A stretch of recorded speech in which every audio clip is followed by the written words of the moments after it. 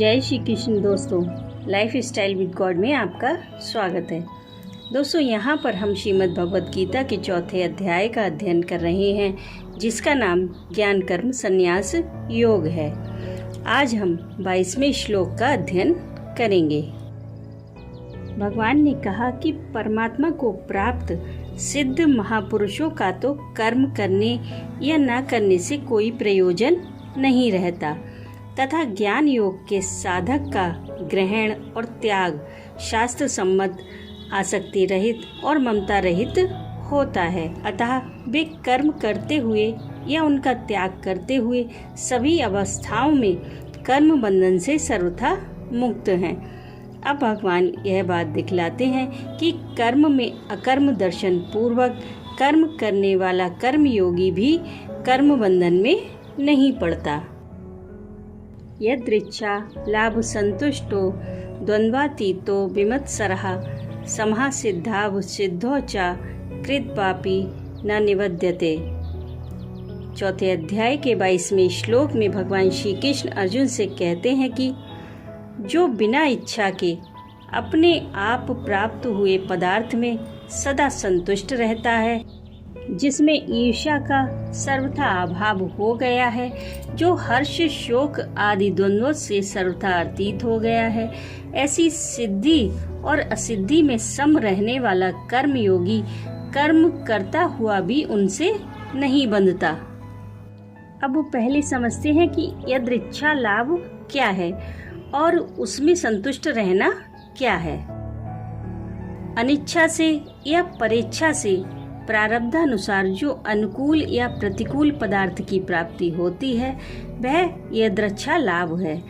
इस यदृच्छा लाभ में सदा ही आनंद मानना, न किसी अनुकूल पदार्थ की प्राप्ति होने पर उसमें राग करना, उसके बने रहने या बढ़ने की इच्छा करना, और न प्रतिकूल की प्राप्ति में द्वेष करना, उसके नष्ट हो जाने की इच्छा करना, और दोनों को ही प्रारब्ध या भगवान का विधान समझकर निरंतर शांत और प्रसन्नचित्त रहना, यही यदृच्छा लाभ में सदा संतुष्ट रहना है।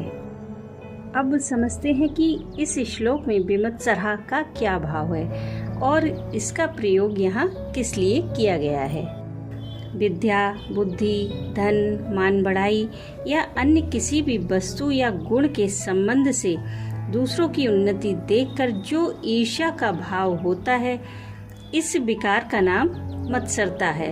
उसका जिसमें सर्वथा अभाव हो गया हो, वह विमत्सरः है।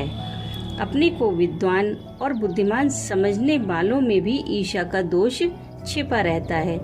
जिनमें मनुष्य का प्रेम होता है, ऐसे अपने मित्र और कुटुंबियों के साथ भी ईर्ष्या का भाव हो जाता है। इसलिए विमत्सरः विशेषण का प्रयोग करके यहाँ कर्म योगी में हर्ष शोक आदि विकारों से अलग ईर्ष्या के दोष का भी अभाव दिखलाया गया है, जो हर्ष शोक आदि द्वंद्वों से सर्वथा अतीत हो गया है। इस कथन से भगवान ने यह भाव दिखलाया है कि हर्ष शोक और राग द्वेष आदि युग्म विकारों का नाम द्वंद्व है। उनसे संबंध न रहना अर्थात इस प्रकार के विकारों का अंतःकरण में न रहना ही उनसे अतीत हो जाना है। सिद्धि और असिद्धि का यहाँ क्या अर्थ है और उनमें सम रहना क्या है। यज्ञ, दान और तप आदि किसी भी कर्तव्य कर्म का निर्विघ्नता से पूर्ण हो जाना उसकी सिद्धि है, और किसी प्रकार विघ्न बाधा के कारण उसका पूर्ण न होना ही असिद्धि है। इसी प्रकार जिस उद्देश्य से कर्म किया जाता है, उस उद्देश्य का पूर्ण हो जाना सिद्धि है, और पूर्ण न होना ही असिद्धि है। इस प्रकार की सिद्धि और असिद्धि में भेद बुद्धि का न होना अर्थात सिद्धि में हर्ष और आसक्ति आदि तथा असिद्धि में द्वेष और शोक आदि विकारों का न होना, दोनों में एक सा भाव रहना ही सिद्धि और असिद्धि में सम रहना है। ऐसा पुरुष कर्म करता हुआ भी नहीं बंधता।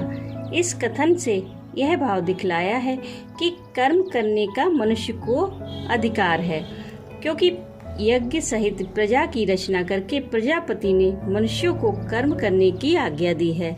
अतएव उसके अनुसार कर्म न करने से मनुष्य पाप का भागी होता है। इसके सिवा मनुष्य कर्मों का सर्वथा त्याग कर भी नहीं सकता। अपनी प्रकृति के अनुसार कुछ न कुछ कर्म सभी को करने पड़ते हैं।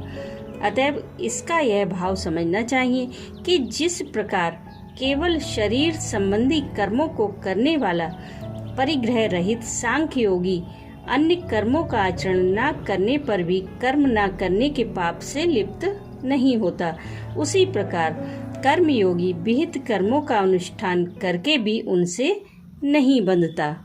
राधे राधे।